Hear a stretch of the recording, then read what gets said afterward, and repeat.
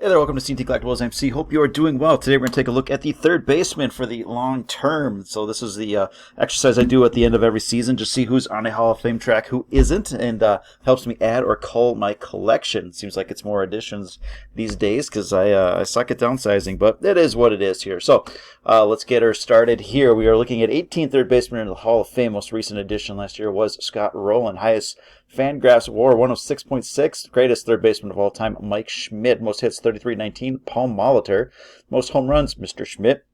3,000 hit club, Molitor, George Brett, and Wade Boggs, and we've got some thumpers here in Mike Schmidt and Eddie Matthews in the 500 home run club. So on deck, we've got a number of third basemen that are eligible for the Hall of Fame this year for the first time, and we've got kind of an automatic guy here. So in Adrian Beltre, 83 wins above replacement, 3,000 hit club, just short of 500 home runs, but hey, close enough. Couple of top 5 MVPs, 4 Silver Sluggers, 5 Gold Gloves, 4 All-Star games, and so he hung around, got a little bit of a later start, which gives hope to some of the players on our list here, but produced until at a very high level until a relatively old baseball age here. So Chase Headley, nice player for a while, but 1,300 hits, 25 wins above replacement, not getting it done. Joey Bats, he had a swing change and went nuts for about 6 or 7 years. So 6 All-Star games, 344 home runs, 1,500 hits, but he didn't really have that complete career that you're looking for out of a Hall of Famer. Come up early, produce, play late, all that kind of good stuff. David Wright is a player that was well on the track to being an all-time great, but injuries, those back injuries kind of derailed him. So 50 wins above replacement, short of 2,000 hits. Maybe gets some sympathy votes, but I don't know that he hangs around for too terribly long. Injuries are unfortunate. It's part of the game, but it does happen, and it does count. But 7 All-Star games. Again, fan favorite there, and we'll see how well he's treated. But yeah, Beltre is kind of your first ballot, no doubt, type player here. So what we're going to be looking at here are the players that have been elected by the Baseball Writers Association since 1980. And it's full of monsters here. And you look at a couple of the top third basemen ever, and Robinson and Schmidt. Eddie Matthews would be another one here, but he was elected before that. But Boggs, Brett, Chipper Jones, we're familiar with all these guys, and they routed out the stat lines, multiple MVP awards, tons of All-Star games, really defined the position for a generation. Scott Rowland was kind of snuck in there and absolutely deserving, but you can see what it takes to get in at third base, and this is the position that has the fewest members of the Hall of Fame. So you really need to produce and put up some crazy numbers. We'll see if that thinking changes with some of the recent guys. Again, replacement players have gotten better, so the wins above replacement are going to be important, but you might look at that 7-year peak a little bit more. Look at the counting stats, the All-Star games, the Gold Gloves. That may play an increased role at a pretty demanding defensive position here. So what we will do is compare the players in their track to the whole group here. Just comparing them to these guys wouldn't be fair, and you may only wind up with one guy that could even get to like the Scott Rowland level. So third baseman tend to peak around age 27. Like most players, they have their general high performance area from age 24 to 32, and then they start to see a decline. And once you get to that 38, 39 or whatever, unless you're Adrian Beltre, you're a replacement level player for the most part. And so what we're going to try and see is if we can get these guys to around 62 wins above replacement around age 35, and then just put up a couple more years of competent ball to get close to that 70 level, and that should be a good enough starting point to make your case for the Hall of Fame. So a few players just getting their start here, and it's a little too early to say in or out, but worth monitoring. Noelvi Marte's 21 years old.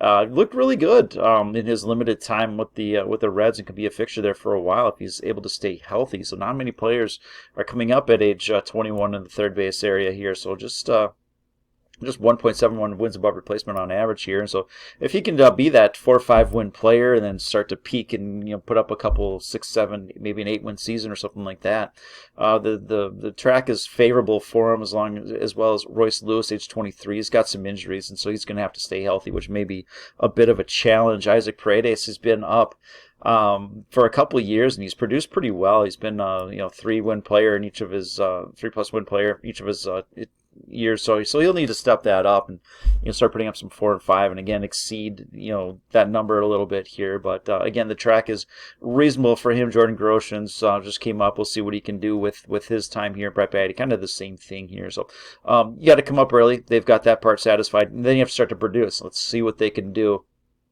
going forward here. So some notables that are a little bit off the track. Doesn't mean they're down and out or anything like that, but they've got some work to do, and they're going to really need to kick it into gear. Brian Hayes won a Gold Glove, and so if he can do that another 10 years in a row, it might force the issue here. But in terms of a hitter, hasn't done a whole lot since a very small sample size in 2020. So fairly well off the pace here, and he's going to have to really hustle if he wants to get it going here. Again, that age and in putting up that requisite number of wins in the next 8 years or something like that. It's a tall order. Josh Jung, same thing. Excellent playoff season, but a little bit older here, and as well as he's played, he's going to have to really step that up as well. Alec Boehm, kind of the same thing, falls in the same group. And then you look at guys like Moncada, Chapman, Chris Bryant. They've had some terrific seasons. Chapman had a couple of 8-win seasons. Bryant, Rookie of the Year at MVP. But since then, there's been some injuries. There's been some down seasons. And this is what happens when you have enough of those. You remain well off the pace and have a lot to make up for at a time when that doesn't really happen. So using your shoulder top computer, it's like, well, you're probably not going to be a 7-8-win player on an annual basis for the next 4 or 5 at that age. So if you have monster cards of those, what you do is you wait for a nice season and then you dump them. So let's get into, apologies there. We'll start off with Evan Longoria. So fan favorite. A lot of people like him, but his track is not. He started off well, but his track has not been pretty the last few years or anything like that. So I think you got a lot of people rooting for him, which does play a role in Hall of Fame voting there. But short of 2,000 hits, 117 weighted runners created, so he's been a above average bat when he's played, and he was on a nice track for a while. Again, these are all the Hall of Famers. If we had him on the track, which is the guy since 1980, that's an 80 level track, and I don't think we have anybody on that. So again, we're trying to bring things down a little bit, and he's not even reaching that level there. So 55 Fangraphs WAR, 3 All-Star games, 3 Gold Gloves, Silver Slugger, shortstop. Yes, I see shortstop, don't you? And a Rookie of the Year. I don't think that's enough. If he's able to put together a couple of solid seasons, then he's got a pretty decent shot there. But he's kind of done the Andrew Jones thing without being generational for the first 10 years. Around age 32, just hasn't been able to produce a whole lot. And you need to be at least competent up until that age 35. So that's where we want to see.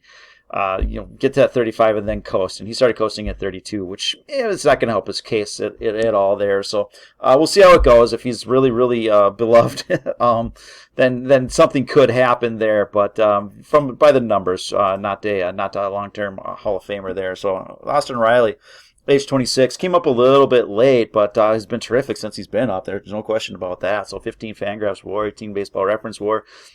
Needs to be a 5-win player over the next 6-7 years to get to that 62. So, or excuse me, 9 years, I guess. But anyways, yeah, he's been doing that. So let's just keep it going there. And if he can put up in the way that this typically happens, is you're not averaging 5 or 6 every year. You're going to have 2 or 3 seasons where you're 7 or 8.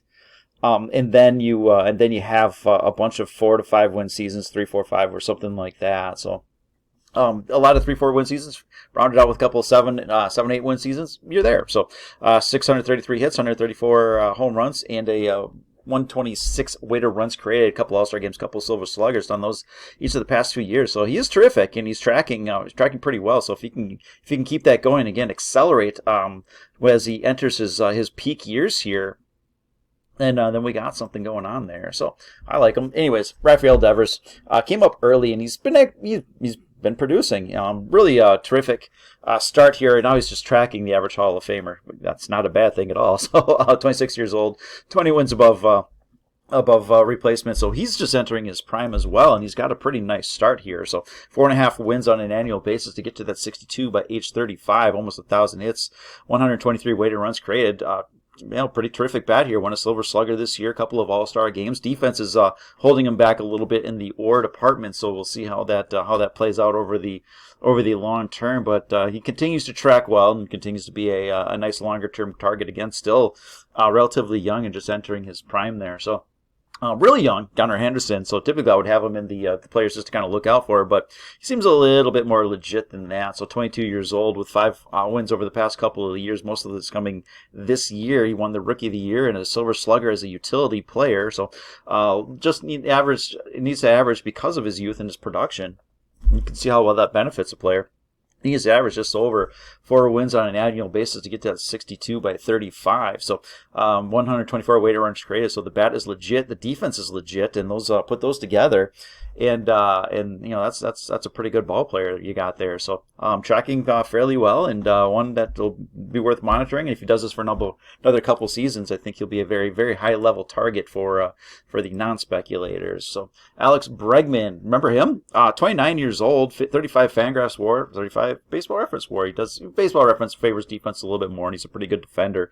So you're not going to see a huge discrepancy between those. He needs to average 4.5 wins above replacement over the next 6 years or so to get to that 62 wins by 35, and then see if he can put her in cruise control and in garbage time and throw up a few more as he ages. But he's got almost 1,000 hits, 165 home runs, 137 weighted runs created. I mean, that's all-star elite level stuff there. He's been doing that since he came up, and so again, you average that 4 or 5 wins on an annual basis, but sneak in a couple of 6, 7, 8 win seasons. He's had a couple of 8-win seasons already right off the bat, so he's kind of satisfied that, and so he's able to have still above average seasons, all-star level seasons, but that's what he's been doing. A couple of top 5 MVPs, a couple of all-star games, a Silver Slugger. Continues to track well, and I think represents one of the better values on the board outside of some of the no-doubters like Nolan Arenado. So he's tracking the average Hall of Famer just fine here. If it wasn't for 2020, he'd be right on the line. So great season last year. This season, he wasn't able to follow it up quite as much. So he's entering his decline phase again at 32 is when you start to tail off a little bit. So he's done enough. Can he just coast from here? So 48 Fangraphs WAR, 54 Baseball Reference WAR because of that excellent defense. He needs to average 4.5 wins above replacement. But again, WAR is just a starting point. What we're really looking for is a lot of these numbers here. So can he get over 2,000 hits? Yeah, he should be able to do that if he's around for the next 3, 4, 5 seasons or something like that. 120 weighted runs created. But 4 top 5 MVPs, 8 All-Star games, 5 Silver Sluggers, 10 Gold Gloves, 6 Platinum Gloves. Right there is what you're looking for. Did you do something kind of to define your spot in the generation of whatever position you're playing right now? And he did it as on the defensive side of things there. So I would say, yeah, you're in. You need to put in some more time, obviously, so he can hang around another 5 years or something like that. Be competent, get close to that 60, and that's where I think that 80-win player, that's your top-tier Hall of Famer. We maybe don't have one of those in this group, but if you're getting into the 60s, I think people will start to conflate third base with the other positions and say, oh, 60's a pretty good number, so let's not tell them or anything like that 70 or 80 is a really good number for third base, but we'll take 60 for Nolan Arenado. Why not? Again, he's been terrific here, and so let's say a couple more years, and he should be able to punch his ticket. So Jose Ramirez. All right, above the line. You're better than the average Hall of Famer at this point, and he's really year in and year out. You're putting up the necessary numbers. 30 years old, 46 Fangraphs WAR, needs to average just over 3 wins per year to get to that 62 by 35. 1,300 hits, 216 home runs, 120 weighted runs created. We know he can do it. The bat, he's terrific. 4 top 5 MVPs, 5 All-Star games, 4 Silver Sluggers. So, dude can hit. Can he keep hitting? Can we get another 5 years out of him? And if he's sitting at 5 years with 3 wins above replacement, and then you're over that 60, and a couple more years beyond that to just kind of be that aging hitter type guy that's still relatively productive. Again, you're better than the in terms of WAR above the average Hall of Famer. With the All-Star games, being on Cleveland doesn't hurt since they have to have a representative. Not going to hurt as well, so he may be able to fill that stat line as well. But I think he's on an excellent track and a high level target. And probably your number one target at third base is Manny Machado. No surprise there. So 30 years old, 50 Fangraphs WAR, 54 Baseball Reference WAR, terrific defender overall. He's in cruise control mode. He's just 30, so he should be able to exceed that. And you can see by his relative performance against the average Hall of Famer, he is exceeding that right now. 1,700 hits. Let's get that up around 2,500 or something like that. Home runs over 400 would be terrific. 450, 123 weighted runs created. Top 5 MVPs, 4 of those, 6 All-Star games, Silver Slugger.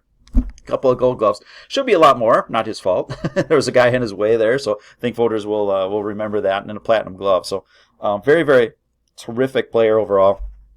He's on a kind of a generational path, so might be one of the best ones of our generation here. So we'll see if he can't keep it going. Last year was a terrific season. This year fell off a little bit. Sounds like he had some injuries. Look for him to get back on the track here, but it hasn't done enough to deter him from his long-term prospects at all. And again, probably a good one to wrap up. That is your number one target. Thank you again for your support. Thank you for your time watching. Like, subscribe, do all of that kind of good stuff, and we'll be back at you with some shortstops.